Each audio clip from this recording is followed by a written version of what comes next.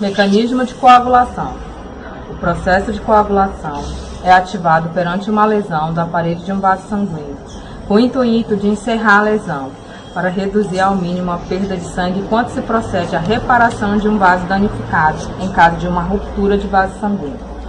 Fases da coagulação. A primeira fase, a homeostase primária, ocorre em caso de uma ferida na parede vascular.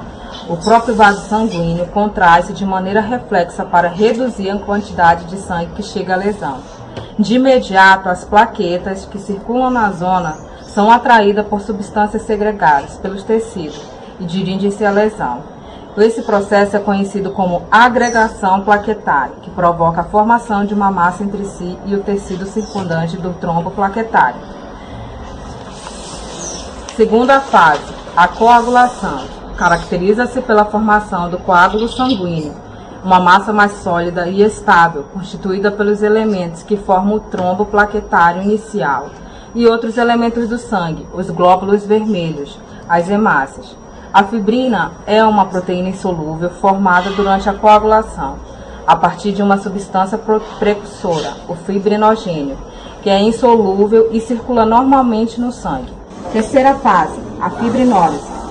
A cicatrização e a reparação do tecido danificado, o coágulo sanguíneo, dissolve-se progressivamente, graças à ativação de outra substância presente no plasma, o plasminogênio, que se transforma em plasmina, é enzima capaz de degradar os filamentos de fibrina, finalizando o processo de fibrinólise, que ocorre durante 48 horas, para reparar o vaso lesionado.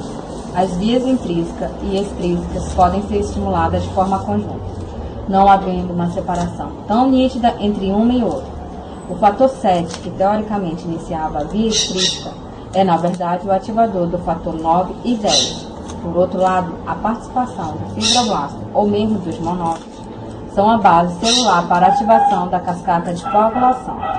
O fator 8 é um cofator procoagulante que desempenha um papel crucial na cascata de coagulação intrínseca. Sequência. Hemofilia é uma desordem no mecanismo de coagulação do sangue que pode resultar em incontroláveis hemorragias.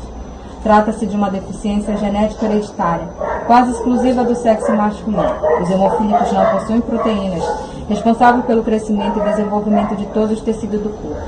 Existem dois tipos de hemofilia identificados. A A, conhecida como clássica, que atinge 85% dos pacientes e caracteriza-se pela deficiência do fator 8 de coagulação.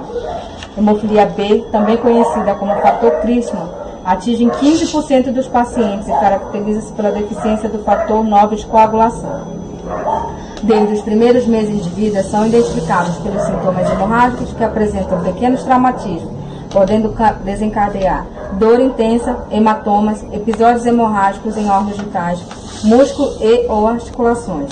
A repetição dessas hemorragias nas articulações podem gerar sequelas importantes que afetam a mobilidade dos membros atingidos, na qual os tecidos dos pulmões são gradualmente destruídos, tornando-se hipersuflados, distendidos. Esta destruição ocorre nos alvéolos, onde há a troca gasosa de oxigênio pelo dióxido de carbono. Nas áreas destruídas não ocorrem as trocas gasosas de maneira satisfatória, fazendo a quantidade de oxigênio diminuir. Surge então a falta de ar. Na doença, a falta de ar é notada pelos grandes e médios esforços. O enfisema pulmonar é dividido em enfisema pansionar, onde apresenta um ensino pulmonar comprometido por um alargamento difuso e estende-se da região hilar até a periferia dos pulmões. Enfisema acionar, caracterizado pelo envolvimento predominante dos ductos e sacos alveolares, acomete as regiões pulmonares e pleural, adjacente ao septo interlobular e básico. Enfisema centrobular, caracterizado por septos centrobulares, alveolares, destruídos e dilatados dos brônquios respiratórios. Papel crucial na cascata de coagulação.